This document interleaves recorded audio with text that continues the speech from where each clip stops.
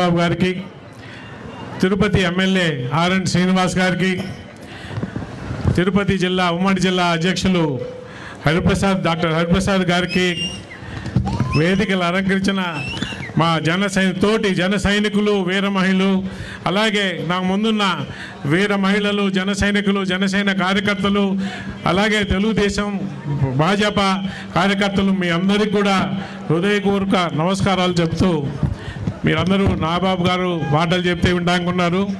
So 2 నిమిషాలు మాట్లాడతానండి. పుంగనూరు అని వినిపించగానే ఆ మాటకు ఒకప్పుడు చాలా మంచి పేరు ఉండేది. పొంగనూరు ఆవులు, పొంగనూరు ఆవులతో స్వామివారికి దానికే సేవ చేస్తారు. స్వామివారు పొంగనూరు ఆవుల నుంచి వచ్చే పాలతోనే సేవ చేస్తారు అని మాకు ఒక చిన్నప్పటి నుంచి చెప్తుంటే, పొంగనూరు అంటే ఒక మంచి ఇది ఉండేది మాకు అభిప్రాయం. అలాగే పొంగనూరు అంటే పరశురాముల ఏరియా, పరశురాముల వారిది, ఇక్కడ పౌరుషం బాగుంటుంది అని చెప్పి అది కూడా విన్నది మేము చిన్నప్పుడు. అటువంటి పొంగనూరులో దుర్మార్గులు 2 దశాబ్దాలుగా రాజ్యం వెళ్తున్నారు. ఇక్కడ ఏమి జరిగినా వాళ్ళ కనుసల్లుల్లోనే జరగాల.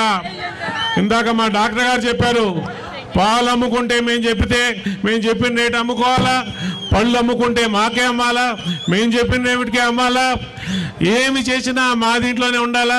మీరు కష్టపడి సంపాదించుకొని సాయంత్రం వేగి మేము మందు తాగుతా ఉంటే మేము చెప్పిన బ్రాండే తాగాల. మేము చెప్పిన బ్రాండు తాగి బాగలేదంటే చంపేస్తాం. ఇవన్నీ మాకు గుర్తున్నాయి. మీరు ఒక అమాయక ప్రాణిని మీరు అమ్మే ఈ చీప్ లిక్కర్ బాగలేదు అని చెప్పినందుకు ఒక్క 24 గంటలోనే అతన్ని ఏ విధంగా ప్రాణం తీసుకున్నారో మాకు మేము మర్చిపోలేదు. మేమంతా గుర్తుపెట్టుకున్నాం. ఆగస్టు 3వ తారీఖు 2024 చంద్రబాబు నాయుడు గారు ఇక్కడికి వస్తే చంద్రబాబు నాయుడు గారి మీదే అటాక్ చేసి ఆయన్ని మేము మీటింగ్ పెట్టాను. ఈ పొంగనూరు మా ఇష్ట ప్రకారం జరగాల్సిందే అని చెప్పి